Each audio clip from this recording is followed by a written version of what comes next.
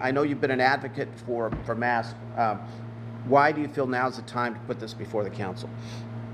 Well, this weekend, the Saukey County was put on the governor's list of counties that are in danger of shutting back down because since we've opened back up, our hospitalizations are more than they've ever been since COVID started. Our cases keep going up each and every day, and we're above by a significant amount every metric the state government put for us to stay open. So I've been calling for masks, as you know, for 2 weeks, in the interest of public health, but also in the interest of business and enterprise. That opening and closing is not good for anyone, or neither is the mitigated spread of COVID-19. It makes no sense to me at least, to say that we need to stop the spread of this virus. This virus is spreading, and we don't want to do anything. It makes no sense. It's nonsensical. So I'm putting before the council today an ordinance, at least in Stockton, that we tell people to wear masks when they're out in public in a common sense way. And ideally, this order would come from the public health officer or the county government, but they've been reluctant to lead on this.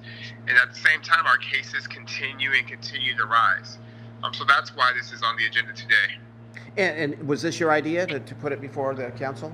100% and absolutely. I spent the last 2 months working with our public health director to understand sort of what was the plan to message about the importance of wearing masks, what was the plan to mitigate risk. And finally, I got to the point where I saw that we were on, I got to the point where I saw we were on the governor's list of counties that would have to close because the virus is spreading fast. And I thought that's just unacceptable. I want small businesses to remain open, and the way to do that is to help mitigate the spread, which would include having people wear masks out in public. And if you look at my emails, my phone calls, every day I get calls from everyone, but particularly seniors who are terrified when they go out in public and no one's wearing masks, as if COVID-19 is over, or as if it was a bad dream. And sadly, it's not. But we have a choice to make as a community to do what we can to get back to normal. But that will require some adjustments. And one of those adjustments is wearing a mask in public per all the public health guidance available to anyone throughout this world.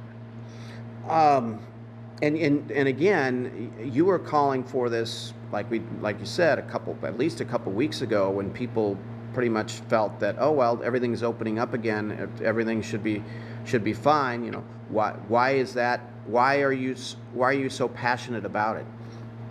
I'm so passionate about it because it's literally common sense. It's literally what all the science says. It's literally what everyone can do to help mitigate the spread. And I'm passionate about it because I'm serious.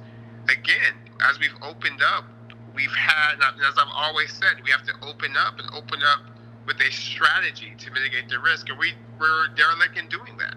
So now we have more hospitalizations than ever. Our cases keep continuing to rise, and we have to have some measures in place to protect the public, but also so that we don't have to close back down again, because that would be an outcome nobody wants to see. A couple more questions. How would someone, I shared it on Facebook, what's going to happen tonight, and someone chimed in and said, well, you know, how do you enforce something like that, and how would that be enforced? Yeah, and I think we're asking the wrong questions.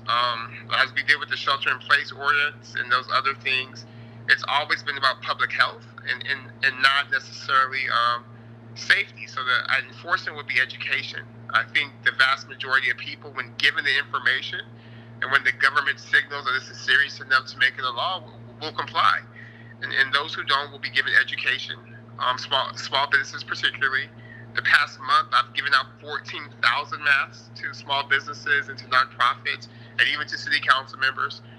So I don't think it's about going and citing people for not wearing masks. It's really sending a signal and providing a place so if there are small business owners who don't believe science or putting the rest of the community at risk, that there's a way to have a conversation with the authority to educate them about why it's important as a good neighbor to wear masks and to make sure your employees have the PPE to wear masks as well.